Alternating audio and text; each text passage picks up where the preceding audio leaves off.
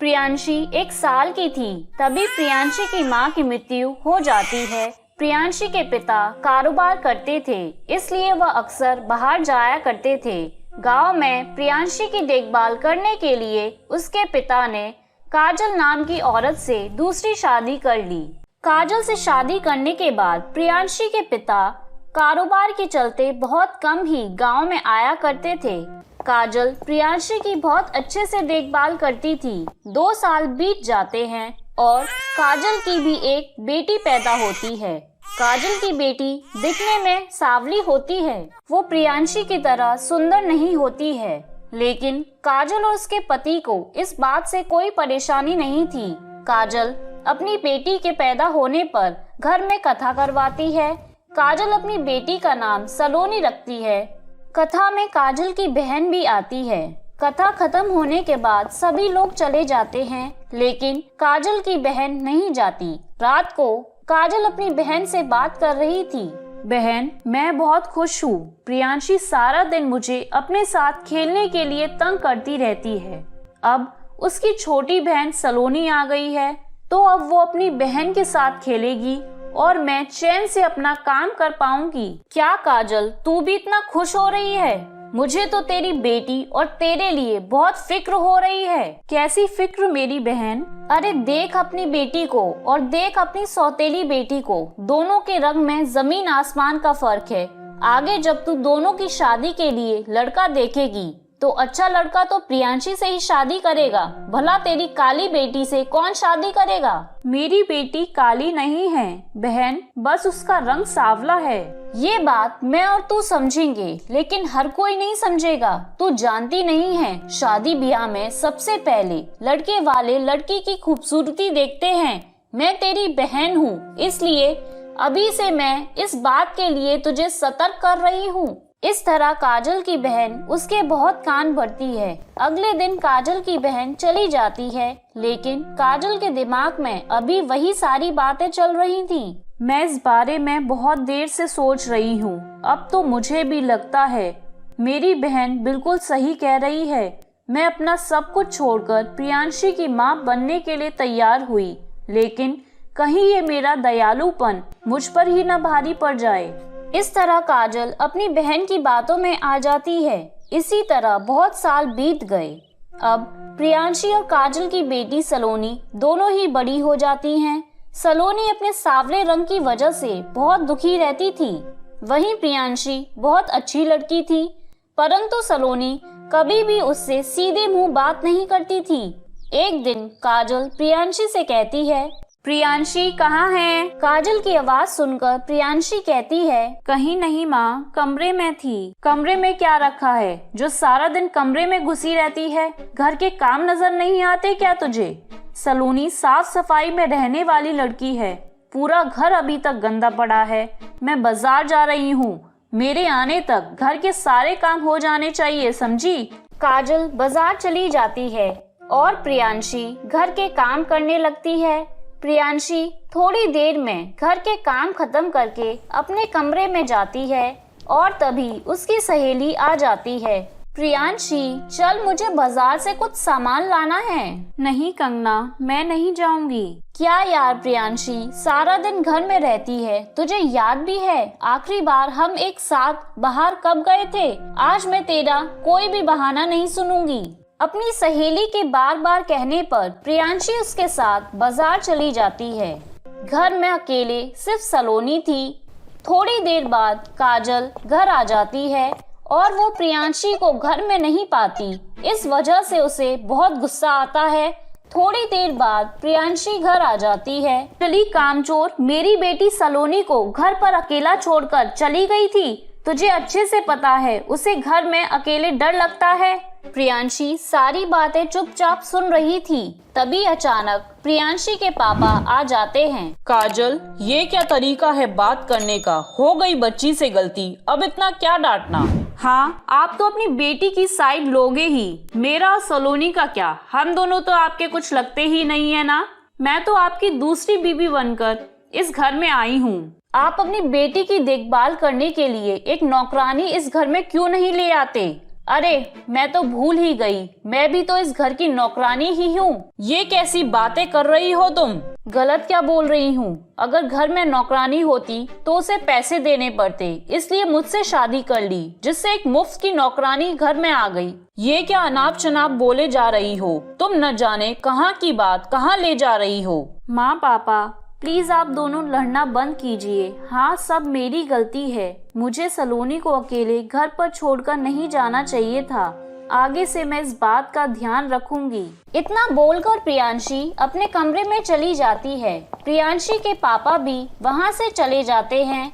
दोनों के जाने के बाद सलोनी अपनी माँ से कहती है, माँ प्रियांशी को कुछ नहीं बोलती हो? नहीं मेरी लाडो बिटिया, तूने देखा नहीं अभी मैंने उसे कितनी डांट लगाई? सिर्फ डांट ही तो लगाई है ना, इस बात पर तो आपको उसकी पिटाई करनी चाहिए थी। मुझे पता है आपके मन में भी उसके लिए प्यार है। मैं काली हूँ ना, इसलिए मुझे कोई प्यार नहीं करता, आप भी नहीं। इतना बोलकर सलोनी वहाँ से चली जाती है। अपनी बेटी को खुश करने के लिए काजल का अत्याचार प्रियांशी पर बढ़ता ही जा रहा था। एक दिन की बात है, प्रियांशी किचन में सब्जियां काट रही थी। तभी अचानक काजल उसके पास जाती है और बोलती है, तुझे क्या लगता है तू मेरी बेटी से खूबसूरत है? तू कुछ भी कर सकती है, लेकिन एक बात अच्छे से समझ ले, जब तक मैं हूँ तब तक मेरे इस घर में तेरा कुछ नहीं चलने वाला। लेकिन माँ मैंने किया क्या है? बेवजह आप मुझ पर गुस्सा करती रहती हो, कुछ तो कारण होगा। क्यों आप मेरे से इतनी नफरत करती हो? तेरी खूबसूरती की वजह से मैं तुझसे नफरत करती हूँ। लेकिन माँ इसमें मेरी क्या गलती है? सारी गलती तेरी ही है। तू भी जानती है कि तू खूबसूरत है, इसलिए तेरी शादी किसी अच्छे घर में हो जाएगी, लेकिन मेरी बेटी सलोनी की शादी नहीं हो पाएगी। ऐसा नहीं है माँ, ऐसा तो मैंने आज तक कभी सोचा ही नहीं। ज्यादा अच्छी और भोली बनने की कोशिश मत कर, मैं तेरे जैसे लड़की को अच्छे से जानती हूँ। इतना बोलकर काजल वहाँ से चली जाती है। प्रियांशी काम करते हुए बहुत रोती है। आज मुझे पता चला कि आखिर माँ मेरे से इतनी नफरत क्यों करती है, लेकिन इसमें मेरी क्या गलती? अगर मेरे काले हो जाने के बाद सब कुछ ठीक हो जाएगा तो मैं भगवान से यही प्रार्थना करती हूँ कि कुछ ऐसा चमत्कार करो कि मैं काली हो जाऊं। इस तरह प्रियांशी बहुत रोती है। कुछ महीने बीत जाते हैं। सरोज नाम की औरत काजल के घर आती है और काजल सरोज से बोलती है, सरोज बहन, मेरी बेटी सलोनी के लिए अमीर और अच्छे घर का रिश्ता देखें। लेकिन काजल बहन, प्रियांशी तो सलोनी से बड़ी है ना? हाँ, लेकिन मैं सलोनी की शादी पहले करवाना चाहती हूँ। सलोनी के लिए अमीर घर का रिश्ता देखना थोड़ा मुश्किल है, क्योंकि अमीर लोगों के पास किसी चीज की कमी नहीं होती है और वो अपने घर के लिए खूबसूरत बहू देखते हैं। अगर प्रियांशी के लिए ढूंढना होता तो आसानी से मिल जाता, लेकिन सलोनी के लिए थोड़ा मुश्किल है। ये बातें सलोनी सुन लेती है और रोते हुए अपने कमरे में जाती है। प्रियांशी भी पीछे से सलोनी के कमरे में जाती है। सलोनी रो मत, तू मेरे कमरे में क्यों आई है? जरूर तू मेरे कमरे में मेरा मजाक बनाने आई है। नहीं, ऐसा नहीं है मेरी बहन। तू और माँ मेरे बारे में इतना गलत क्यों सोचते हो? हम गलत सोचते नहीं हैं, बल्कि यही असलियत है। तू सबके सामने भोलेपन का मुखौटा पहनकर रखती है, लेकिन मैं तेरे बारे में अच्छे से जानती हूँ। जब भी तू मेरे बारे में ऐसी बातें सुनती है तो तुझे बहुत खुशी मिलती होगी। तू बहुत खुश होती होगी ना कि तेरी शादी तो किसी अमीर घर में हो जाएगी, बस मेरी शादी हो जाए, यही बहुत बड़ी बात है। सलोनी बहन, तेरी शादी बहुत अच्छे घर में होगी। क्या हुआ, तू काली है तो मन की तो तू मुझसे सुंदर है ना? तुझे क्या लगता है तेरी इन बातों से मैं तुझे बहन मानने लगूंगी? मेरे कमरे से बाहर निकल जा। मेरी बात सुन। नहीं, मुझे कुछ नहीं सुनना है, मेरे कमरे से बाहर निकल। इस तरह प्रियांशी सलोनी को समझाने की बहुत कोशिश करती है, लेकिन सलोनी उसकी एक नहीं सुनती। प्रियांशी सलोनी के कमरे से बाहर आ जाती है। इस तरह कुछ दिन बीत जाते हैं। एक दिन प्रियांशी की सहेली कंगना उसके घर आती है। उस वक्त घर में सिर्फ प्रियांशी और सलोनी थी।